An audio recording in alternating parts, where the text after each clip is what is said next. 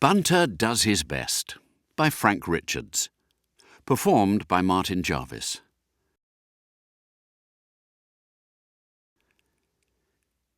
"You ass," said Harry Wharton. "Oh, thanks. Silly ass, if you like that better."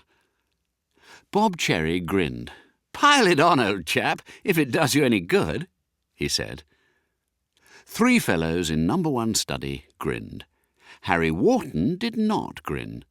He frowned. "You had to get in the way of Bolsover's hoof," he grunted.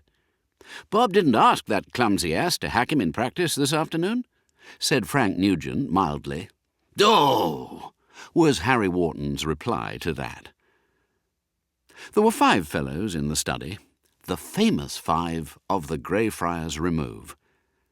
Harry Wharton sat at the table, a football list before him, a pencil in his hand, and a frown on his brow.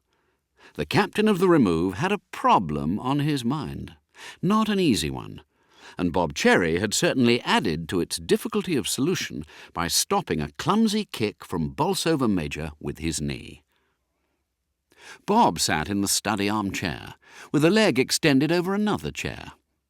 He had rolled up a trouser leg, revealing a bruised knee.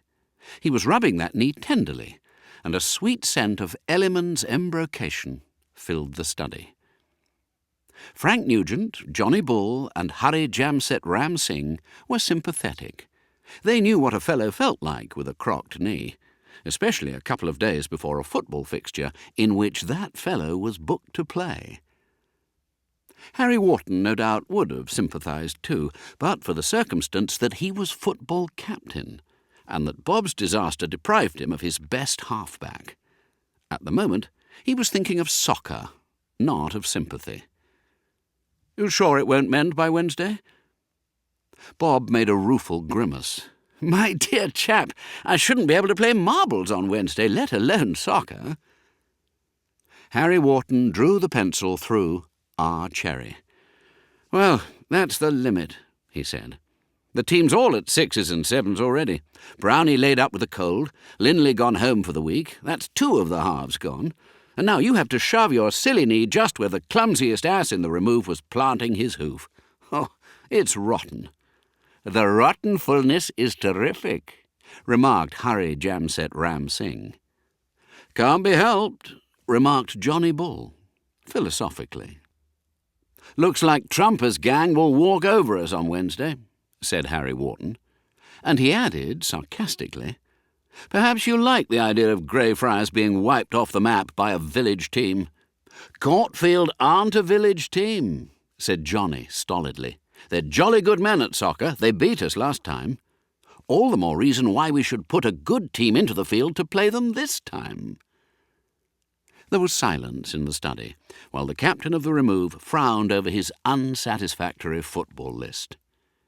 It was broken by Bob Cherry uttering a sudden exclamation, or rather a howl. "Ow! Wow! Oh, wow!" Bob had inadvertently given his damaged knee an extra hard rub, and was rewarded with a devastating pang. It seemed to dawn on the captain of the Remove, at last, that his chum was in a painful state, and his expression changed. "Sorry, old chap. Does it feel very bad?" "Oh, wow!"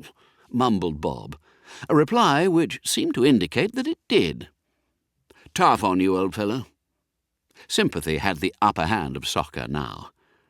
"Oh, I shall be dotting and carrying one for the rest of the week," groaned Bob. "It would happen just before a fixture. Oh!" "Oh, we'll pull out of it all right," said Harry more cheerfully. "Smithy at outside right is worth his weight in gold." And he glanced at the list again. "There's nobody like your form to take your place, Bob, but there's Red Wing. Red Wing's a good man and jolly keen. Smithy would like his pal in the team too, and this is a chance for him. Now, let's see. He was interrupted by a tap and the turning of the door handle. It was Herbert Vernon-Smith, who looked in at the door. "Oh, trot in, Smithy. You're just the man I want to see."